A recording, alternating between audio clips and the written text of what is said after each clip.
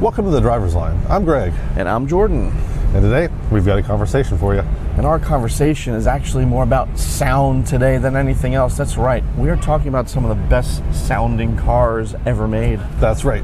So, we're at the New York Auto Show recording this. We were just spent some time down at the EV test track where there is no sound. Nope. So that really brought to mind for us, we're like, what are some of the greatest sounds? Well, except the Fratzonic, right? But, I mean, that speaks to the importance of sound. It does speak to the importance of sound. It's not going to find its way onto our list. Yeah. So, it's not. Keep the pitchforks and everything away from us here. But we're going to go ahead and talk about some of the best sounding cars over the years, and we're going to do it by engine size. That's right. Or cylinder number, rather. Yeah. So we're going to go ahead and start small and then go big. Yeah, and we're gonna start off with one of our personal favorites. That's the Fiat 500 Abarth.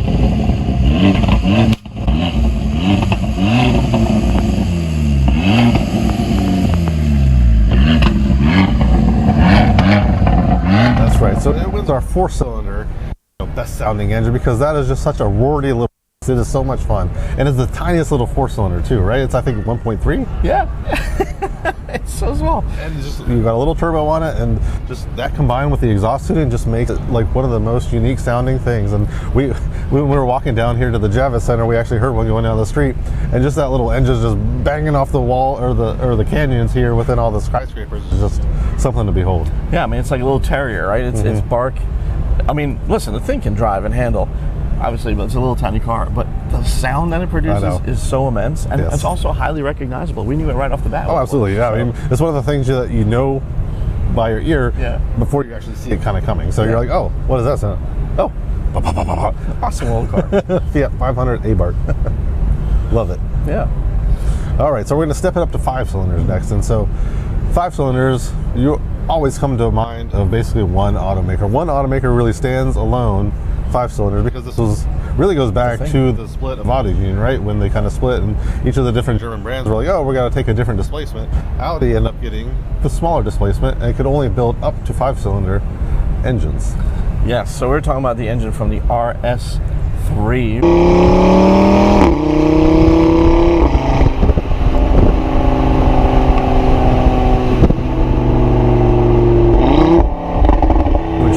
Still available. It's the last 5-cylinder on the market right now.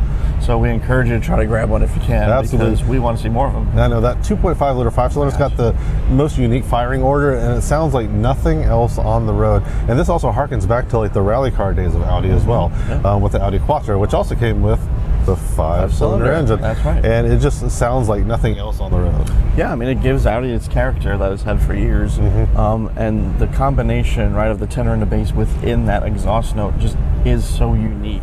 Else possesses. So definitely a unique, specific engine that sounds so fantastic. Absolutely, absolutely. Yeah. Well, speaking of unique things, but maybe not unique to us. Nope. We love Porsche on this channel. Yes, we do. Naturally, if we're talking about 6 cylinders, the best sound are going to be flat 6 cylinders in our opinion. That flat 6 just howls like nothing else on this earth.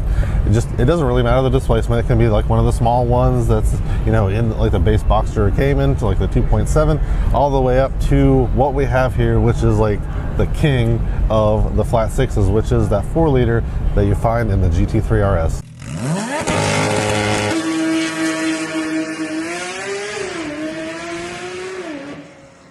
Yeah, I mean, so that is truly such a special vehicle that its sound pronounces it before it arrives, right? Before you can see it. Absolutely. If you're ever at a track day and you hear one of these just ripping down the front stretch or back stretch, just that PDK banging off the shifts, it's such an aggressive sound. It is so aggressive. It is so naughty. And you just absolutely love to hear it. I mean, just love to hear it. I would sit there and listen to it all day. Oh, absolutely. Yeah. How could you? How could you not? Yeah. And if you put an aftermarket exhaust on your 911 GT3 RS, it will sound like the RSR race car. I mean, yeah, because they're not expensive enough. We don't have enough options, so we probably should put an exhaust on it. Totally. Totally. All right.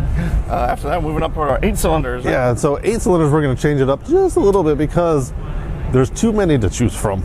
So we're going to say that there's too many to choose from. Into 3 categories. We're going to do naturally aspirated, turbo and supercharged. That's right. So we start off with our classic take on this. We're going to keep it naturally aspirated, right? Yes. And V8s have such a wide families of naturally. We're thinking of flat plane. We think of Ferrari. Yes, Ferrari is exactly where your mind goes when you think of that flat plane crank V8. You know, Chevrolet's up with the C8 Z06. They put that flat plane crank V8 in that car, and it just sounds like a Ferrari coming at you until you see those crossed flags on the hood, right? And the one that really sounded the best, which was in the Ferrari 458.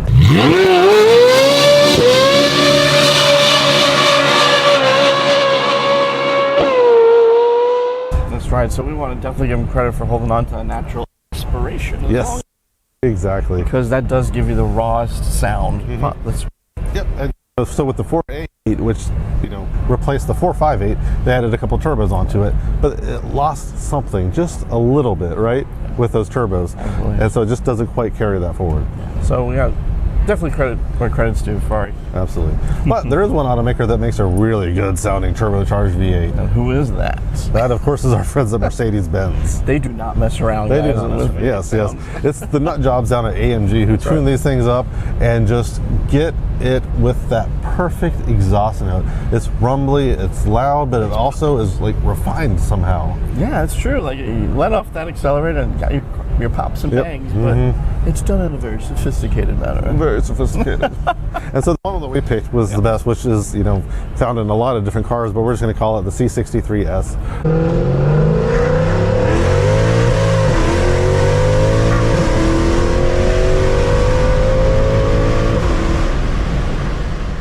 Pretty much is our best example. And of course, we're not talking about that lame new one with the 4-cylinder hybrid. We're talking about the good old one with that twin turbo V8. Yes, I think that's a great call on this particular platform because having a vicious sounding engine coming out of a small car gives it completely different Absolutely. personality. There's just something special about big engine and small car, and nobody did it better than Mercedes-Benz at that point. Absolutely. That's Yeah. what they're known for. We're known for. Yeah? Yeah. Facts. Bring it back. They're working on it. All right. After turbocharging, supercharging. And there Yes. is a brand on the market that does supercharged V8s better than anyone else in our opinion. Yeah, absolutely agree. Right. And it's not Dodge. It's not. So we're talking about Cadillac. Yes. The refined elegance of Cadillac mixed with audacious power. Yes, audacious power just absolutely will rip your face off. They've got it in two different vehicles, but we're going to call it the CT5e Blackwing as our vehicle of choice.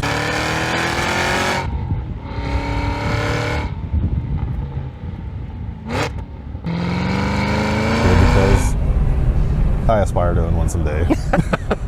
Well, it really defines what Cadillac was trying to do with their performance brand, right? And we think that deserves a ton of credit because that's something that is pretty hard to do, to take a brand that's known for, well, not performance, let's just, and create just such a strong performance brand around. It all is around those supercharged V8s. Absolutely. It's really taken them about 20 years to cultivate that, because if you really think back to when the first CTS-V came out, that was what, 2004? Yeah, that's right. And so we're sitting here in 2025, 21 years later, and they are a legitimate performance brand with that V and now V Blackwing. Yep, and now moving into F1. Yes, and they're going to F1, but there'll be V6s. Yeah, well. Oh well. All right, and so next up we're going to go ahead and dive into the 10-cylinder, the best-sounding 10-cylinder. Yeah. We talked about how fantastic 5 cylinders sound, right? So when we take two and put them together, more power That's and right. more sound. Yeah, definitely more sound, a different kind of sound. Yeah. So the 10-cylinder's always been kind of unique with how it makes it sound. And so there's really like 3 or 4 cars to kind of choose from here, but there's definitely one that rises above. Absolutely, right? So famous past nameplates include the Dodge Viper, one of our personal favorites. Yep, the Lamborghini Huracan and its cousin, the Audi R8. Yeah, one of our favorites as well. I love those. Yes. But we think the best sounding one belongs to actually Lexus of all people. That's right. It from Japan, of all places. Yeah. You think it would be a big German or a big American, but no, it is the lithe, athletic Japanese. Yes, from Lexus. Yes. But it's the LFA, obviously, we're talking about.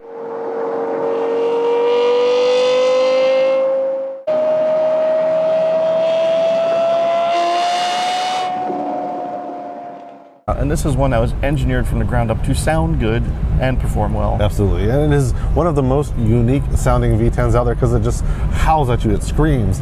They literally they couldn't use a gauge cluster, a classic gauge cluster, because the needle didn't rev quick enough to keep up with the engine. Yeah, so as you go digital. Yep.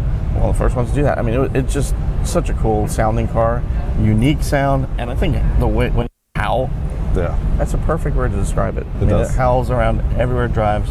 It's another one that you can hear before seeing and know exactly what it is. Yeah. Yep. And the problem is most of us won't ever be fortunate enough to actually see one in person. Yeah, and so you'd be rare. like, what in God's green earth is that? You know, are we being attacked by aliens? Nope, it's just an LFA coming down. Exactly. All right, well, we talked about 10. Let's move up a couple to 12 cylinders. A very hallowed family among the racing groups.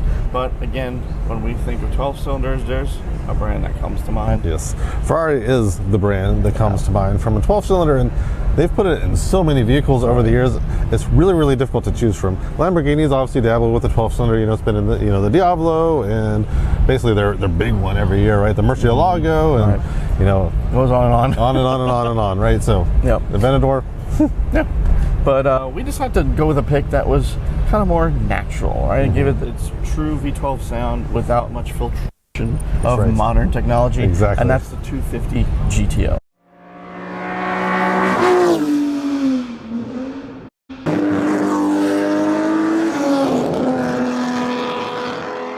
Yes, this thing sounds like nothing else in the world.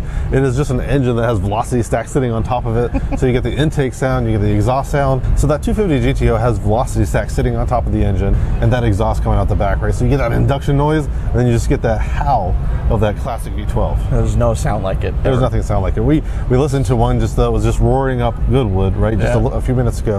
But it just sounded amazing in full chat. Absolutely. All right, well, wrapping up our big cylinder counts is Big Daddy of them all, the That's right. 16 cylinder. Yes, the W16 from, of course, our good friends at Bugatti. Yes. And the most raw version of that engine, we would say, comes from the Chiron Super Sports. Yeah.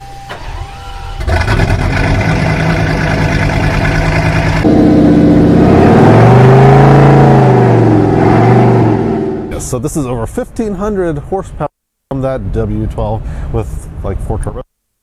So, I mean, it's just like an absolute feat of engineering. Just a really unique sound. And just one of our favorites, absolutely. Yeah, there's so much, and there's so many different layers, and just it has that strong baritone noise that really plays into its 100 horsepower. count. Absolutely. So that thing just absolutely rips and just has that really, really unique, interesting sound. Of course, it's only the 16 cylinder that we really know. Besides, if we go back like way back in the old days. Exactly. Yeah. So I mean, credit where credit's due. They have a huge engine count and it's cylinder design. It is. It really is. Design. So yeah, there you go. All right, guys. Well, that wraps up our best sounding cars from every engine size. Thank you so much for watching. We'll see you next time. Thanks for joining us on The Driver's Line. If you enjoyed this content, please like and subscribe to make sure you don't miss a thing.